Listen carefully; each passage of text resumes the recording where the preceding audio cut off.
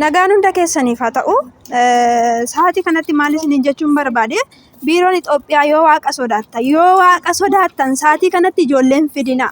Amma obboleettiin asirtuu kun eega dhuftee ji'a lamadha. Baddee kun akka kanatti taa'aa jirti. Ijoollee baay'een rakkachaa jiru. Beerota akka lalli jiru hin beektu. Maaliif sa'aatii kanatti ijoollee fiddanii rakkistu? Maali yoo waaqa sodaattan? Yoo nama sodaachuu baattan waaqayyoon sodaadhaa. Yoo waaqayyo isin uume sodaattanii adaraa keessan Itoophiyaarra nama fidina. Laala obboleettiin kun akka kanatti taa'aa jirti. Guyyaa torbadha jettee ganomaan nyaanne guyyaa torbadha jette. Namni guyyaa torba akkamitti taa'a? Yoo waaqa sodaattan sa'aatii kanatti ijoollee Itoophiyaarra hin fidinaa.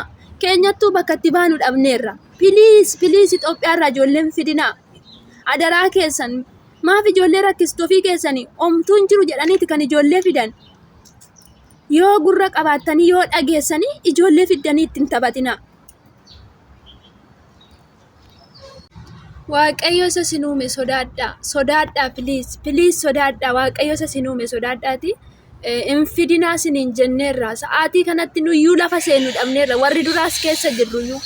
Kanaaf yoo waaqa sodaattanii sa'aatii kanatti birriin isaan irraa nyaata funyaaniif afaan isin haa ba'u dhugaa waaqayyooti.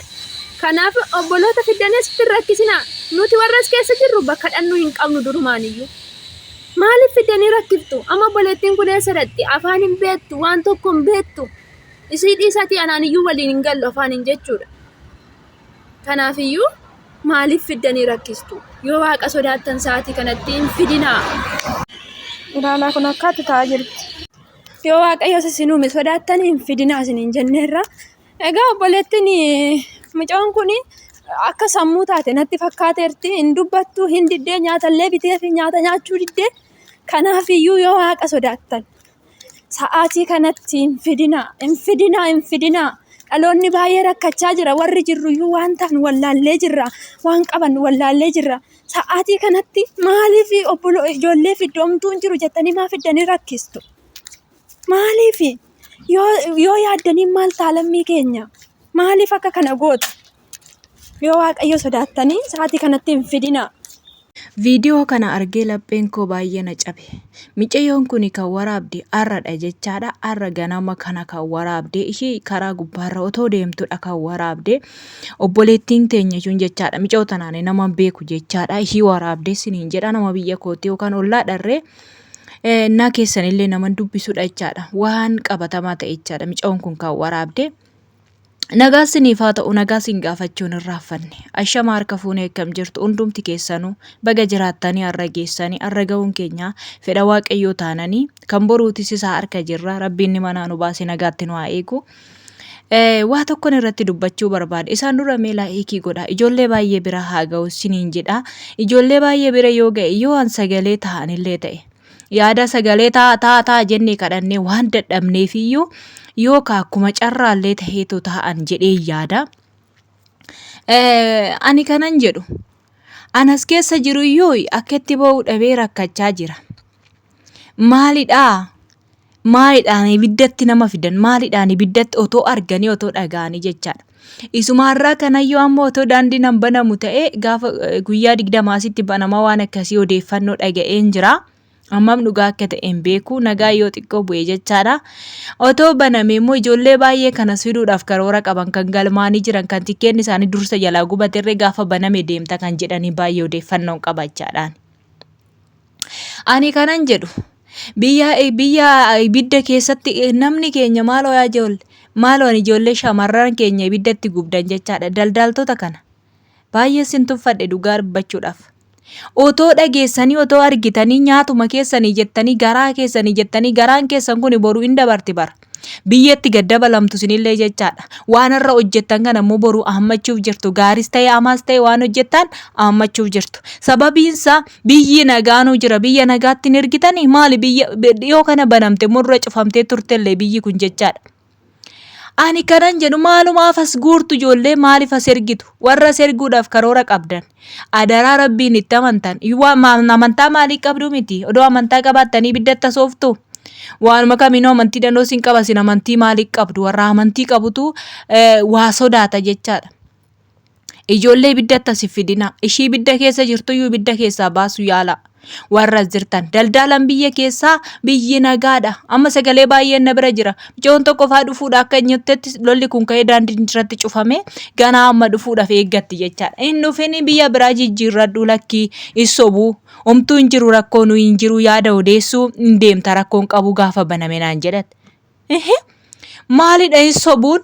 Birrii nyaattu jettee waarrattee obboleettii kee ibiddatti ergita? Ibiddatti gubda? Yaa ijoollee keenya. Meenumaa Rabbi keessaa nagaadhaan nu haa baasu. Warri daldaltoota as keessa jirtanis ta'e biyya kanatti ijoolleen fidinaa ishuma asiitu to'achaa jirtan ishee asiitu bakkee jirti kunolaa. Miceewwan tun amma gara seentu dhabdee jirti. Madaamii ishiitu gadi baasee alatti gate jechaadha. Paaspoortii hin qabdu, waan takka hin qabdu alatti gadi baastee ishiin gannaan bakkeerra deemti. Ijoollee bira guyyaa 7 bulteedhaan. Guyyaa 7 bultee waarrattee amma immoo baate jechaadha. Ijoollee Itoophiyaa keenya bira gadi taa'e jennaan hin taa'u jettee ijoollee Itoophiyaa bira miti kanan taa'u nan deemee hojii kiyya hojjetadha jettee jechaadha. Hojiin hojjetadhaa hojii dhafan dhufaa jette sammuunis xiqqoo eenyu ta'ee jira akka viidiyoo kanarraa argitanitti jechaadha. Akka sagalee obboleettiin kiyya keessan naa qabdettirree baay'ee nama gaddisiisa jechaadha. Innaa maaluma inni si fiddanii dhuftanii asitti ijoollee rakkistan. Miceeyoon tun amma amaaradha jechaadha. Innaa ijoolleen illee sossobanii kadhadhaban jechaadha. Sin jetteetuma daandii gubbaa deemte sin jetteetti eessa jechaadha. Ani hojii dhafan biyyaa ba'e malee deemuudhaaf miti yookaan ijoollee Itoophiyaa bira taa'uudhaaf miti. Wanta taa'aa jiru kana hin argitu ishiinoo ani dhugaa rabbiite jechaadha. Nan deemaa nan taa'a nan du'a waan du'es karumatti nan du'a jettee daandii gubbaa irratti baate. Maaloo yaa ijoollee keenya. Dhugaa baay'ee tokko nama gaddisiisa. Yeroo kanatti isaan cinqii keessa jiru. Cinqii keessa waan jiraniif rakkoo keessa waan jiraniif keessattuu warra isaan bira hojjetu jara dhume kana bira kan hojjetu jechaadha.